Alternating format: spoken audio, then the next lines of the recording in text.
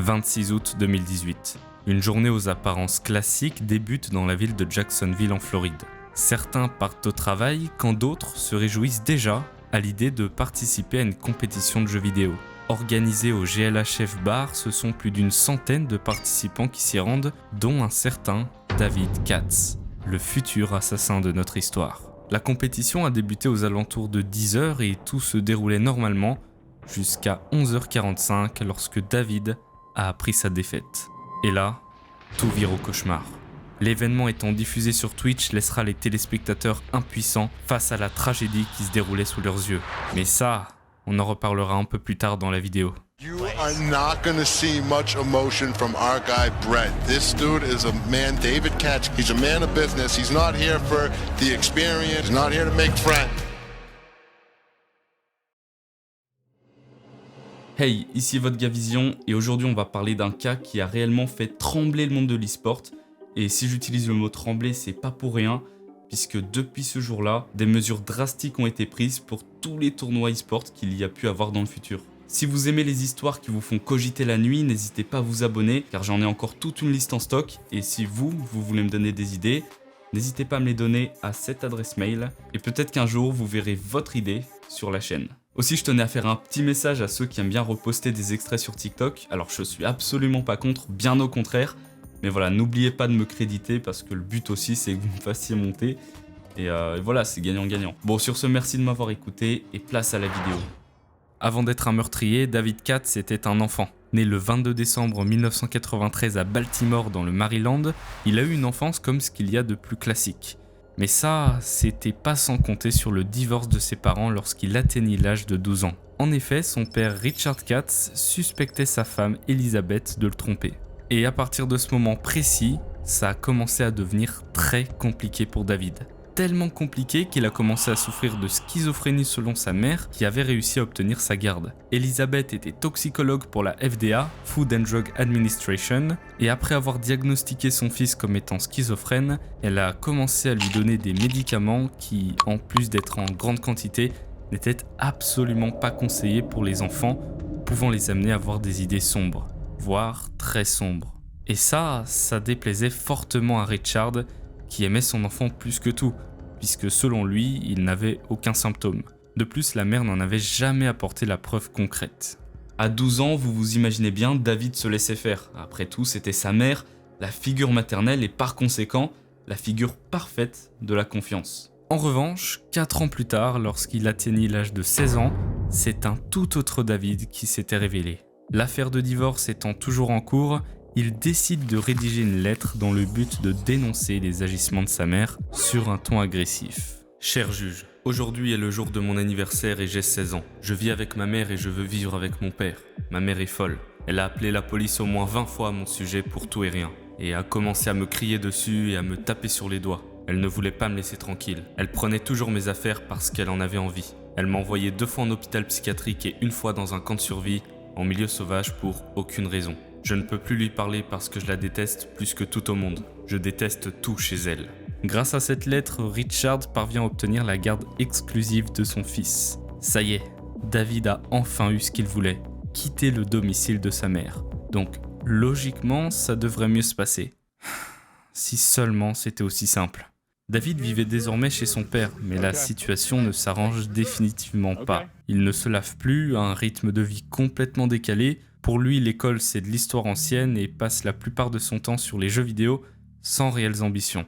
En bref, son état se dégrade peu à peu. Jusqu'au jour où il découvre le jeu Madden NFL, un jeu de football américain au même titre que la série FIFA pour nous.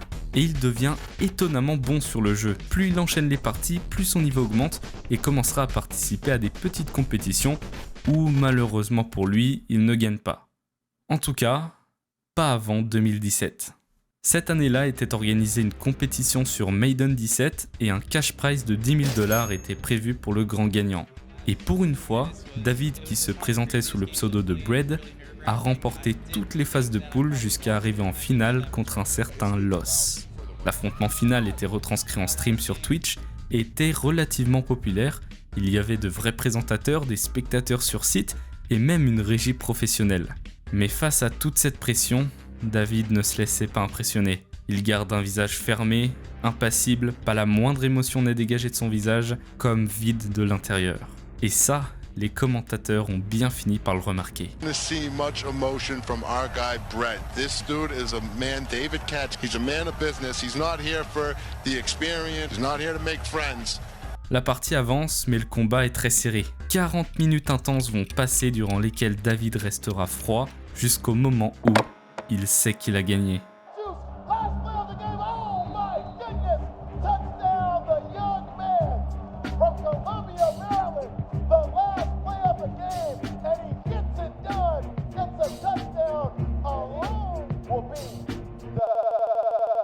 À ce moment-là, David était réellement vu comme une star, une personne que tout le monde respecte et que tout le monde flatte. En gagnant ce tournoi, David prouvait qu'il pouvait avoir un avenir prometteur et que malgré ses problèmes familiaux et mentaux, il était possible de s'en sortir, de se rattacher à une passion et de tout donner dans celle-ci. Mais à ce moment-là, personne, et je dis bien personne, ne pouvait se douter de l'horreur qu'il allait commettre un an plus tard.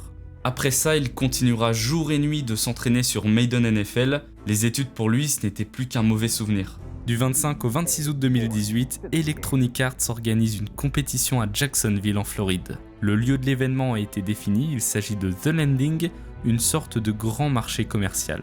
Et dans ce marché était situé un bar fusionné à une pizzeria, respectivement appelé GLHF Bar et Chicago Pizza. Il s'agissait d'un lieu permettant d'accueillir plus d'une centaine de personnes souhaitant se divertir en jouant à divers types de jeux vidéo avec des PC bien puissants. C'est typiquement le lieu convoité par des personnes qui n'auraient pas les moyens de s'en acheter ou juste veulent passer un bon moment entre amis. Une centaine de compétiteurs y étaient conviés pour s'affronter et le gagnant se verrait poursuivre son aventure à Las Vegas. Et vous l'aurez compris, parmi cette centaine de participants se trouve un certain David Katz. Ça y est, le grand jour approche. Nous sommes le 25 août et le tournoi débute. Malgré le fait qu'il s'agisse d'une compétition, l'ambiance y était plutôt bon enfant. En effet, l'événement n'est pas non plus comparable à de grands affrontements. Pour preuve, les récompenses sont plutôt moindres. Mais pour David Katz, c'est le défi de toute une vie. Il prend cette compétition plus qu'au sérieux, comme si c'était réellement déterminant pour son futur. Première journée, il ne se passe pas grand chose, mais tout ce qu'on sait, c'est qu'il parvient à se qualifier pour le deuxième et dernier jour, dans tous les sens du terme. 11h45. David Katz, jeune homme de 24 ans sous le pseudonyme de Bread, est éliminé de la compétition. Tous ses espoirs de maintenir son rôle de meilleur joueur s'effondrent. Il commence à faire les 100 pas dans la pièce. Comment a-t-il pu échouer ? C'était lui, le prodige, qui avait gagné une compétition l'an passé. Comment quelqu'un d'autre pouvait lui voler cette victoire ? C'en était assez. À 13h34, David sort 2 armes de sa ceinture et commet un véritable carnage.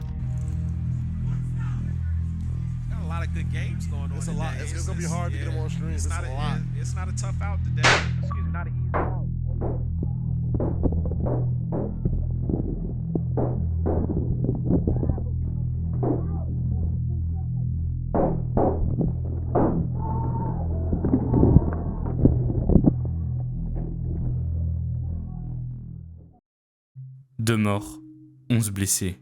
Voilà le triste bilan de cette journée qui pourtant respirait la joie de vivre et l'amusement. David a tué l'adversaire qui avait mis fin à son rêve, ainsi qu'un autre dans le feu de l'action. Mais une fois sa cible pourtant atteinte, une certaine folie l'avait envahi et tire sur tout ce qui bouge. Son chargeur se vide de plus en plus au fil des secondes qui passent et dans un brin de lucidité en garde une pour lui-même. David Katz, 24 ans, venait de mettre fin à ses jours. Tout le monde, que ce soit sur site ou même sur le stream, était littéralement choqué de ce qu'il venait de se produire. Plus de 30 personnes se sont glissées sous les bureaux en priant pour que leur vie soit épargnée. Des milliers de téléspectateurs étaient là, impuissants face à l'horreur à laquelle ils venaient d'assister. Des cris perçants de détresse qui laisseront des traces indélébiles dans leur mémoire.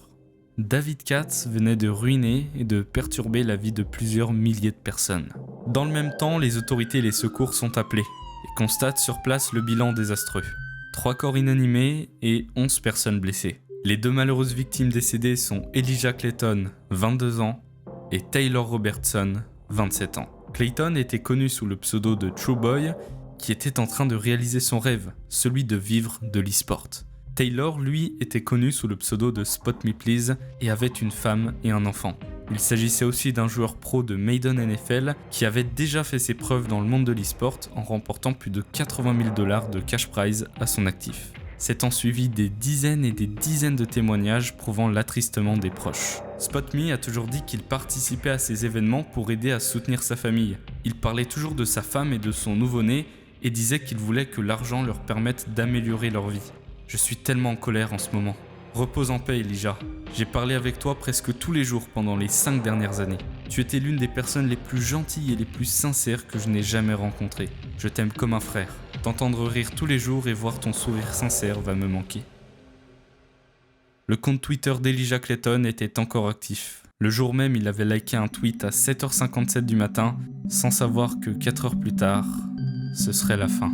S'il y avait bien une chose sur laquelle tout le monde était d'accord, c'était que Elijah et Taylor étaient tous deux des personnes en or.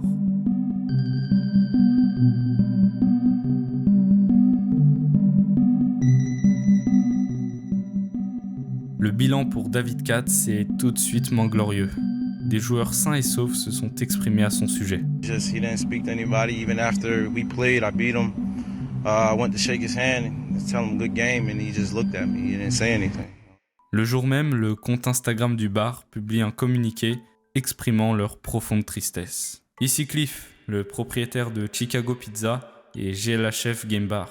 Nous sommes tous extrêmement choqués et attristés par la perte inutile de vie humaine et les blessures résultantes de la fusillade insensée qui s'est produite le dimanche 26 août. J'étais présent, ainsi que beaucoup de nos employés, lors de cette tragédie. Nous essayons tous de faire face et de faire notre deuil après le mal auquel nous avons été exposés cet après-midi-là.